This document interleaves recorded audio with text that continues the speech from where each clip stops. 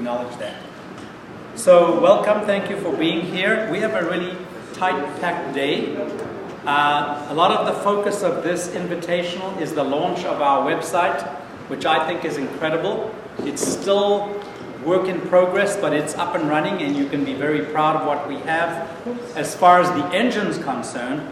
But as far as you guys, no, that's not so good yet. But hopefully by the end of today, you will have content on your pages.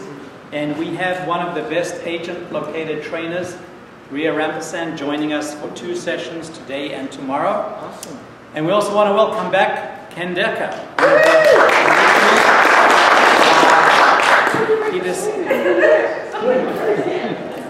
Hey, Mark, have you ever met Ken? Yes. Oh, okay, I just wasn't sure. Ken decided out of the blue, said, hey, I've got something neat to present, and we said, bring it on, that's great. And we're happy that you're here, Ken. And I don't think Madhu would have met. Oh. Anybody else not met Ken?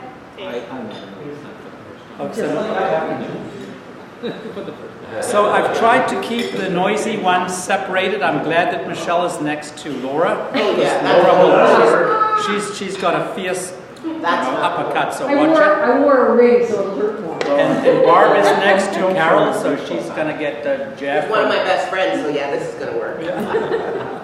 So, and Lee is the only problem. So, because we discovered the last few meetings that it was not. He's the culprit. Michelle wasn't there, so it was Barb was uncharacteristically quiet. The biggest troublemaker was Lee. So we're watching you. They blame. Is there anybody else missing? Because there's a few people.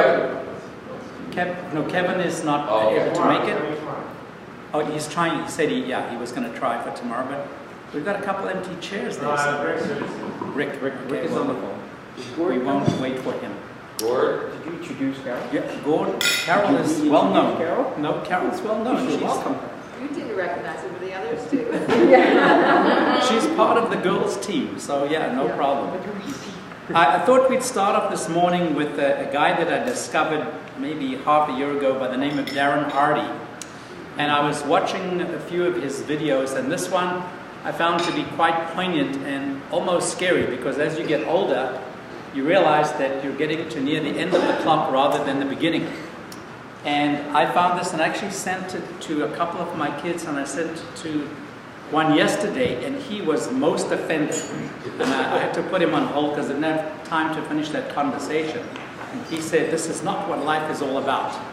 So I thought we'd start this off because, as it says on the top of the agenda, if you notice, there isn't a lot of time left. So you've got to make the most of it. And we're hopefully starting today. Got some great sessions planned, and it's going to require contribution and cooperation.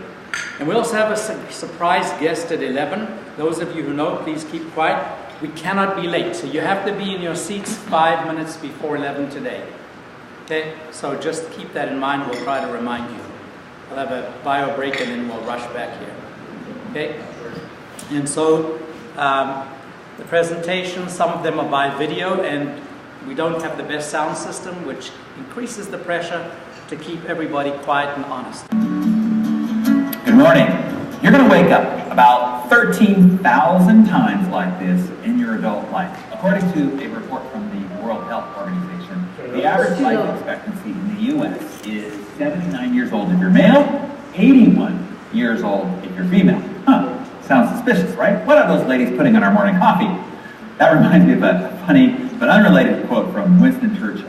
An exasperated lady, Nancy Astor, said, "Winston, if you were my husband, I'd poison your tea."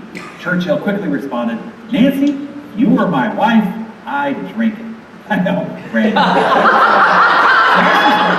Minimum is 80 years old. So if you start working at, say, 20 years of age, and you work hard until 70 years old, that gives you 50 years to make your mark. Each year you get 260 work days, which is 13,000 mornings to jumpstart your day and make something happen. Not to bum you out, but if you're already 30 years of age, you have about 10,000 mornings left. If you're 40, you have only 7,800. If you're 45, like me, you have 6,500. If you're 50, you're down to only 5,000. Now, if you're rounding 60, It's time to hustle up, baby, because the wick is burning down. 2,600 mornings left. Yikes. So, this morning, what are you going to do to make it count? You're running out of time, baby. Look, you are here for a reason, a purpose. You are on your hero's journey, a grand adventure, a sacred mission. What are you going to do about it? Come on. Don't let one morning just mindlessly and unproductively bleed into the next. Every day counts. Every morning matters. But you have to make it count.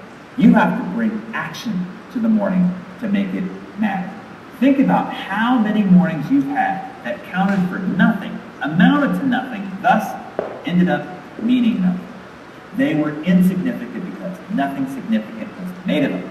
And now, they're gone, over, done with. You can't get them back. They are forever lost to time.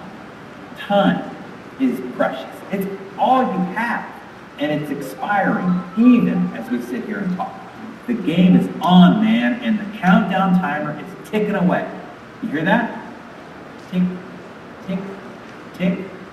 So, to see it the other way, if you are 30, you've already spent 3,000 mornings. Poof, they're gone. 40, 5,200 mornings down the drain. 45, half of all your mornings. 6,500 whittled away. 50, 8,000 down the drain. 60, 10,400 grains of sand down the hourglass, never to be recovered. So I ask again, what are you going to do to make this morning count? An action that makes the difference, that moves the needle on the impact of your grand mission, or has impact on the lives that you want to matter to. Do something this morning. Now, here are some thought starters, let's say. Pick up the phone and call one of your Dream 50 clients. Someone that if they bought into your mission would change the future potential of your cause, your business, your mission, your goal forever. Pick up the phone and say, call that friend or relative or mentor or teacher or colleague that you've lost touch with but has mattered to your life. Tell them what they have meant to you. Go embrace your spouse, kids, or best friend and hold them extra tight for an uncomfortable extra long time. Have them remember this morning in particular based on the wonderful thing that you say to them to express your deepest feelings for them. Be the exception. Today, do something exceptional. This morning, something that matters. Something that will make this morning of the thousands you've already lost and spent that makes this one count. Do it, and do it now. What's that called? Good way to go. Make this day count. So, pretty poignant, I thought. He's a pretty terrific trainer. I'm on his, you can go to DarenHardy.com and he will send you a message almost every day, if not every day. And if you don't watch it within 3 days, he's got a message too late. You miss it, and he will send it to you as long as you watch them. So there have been some pretty poignant messages, and I just did a screen capture of this so that you guys can see, and I thought, good way to start the session. So without further ado, we are going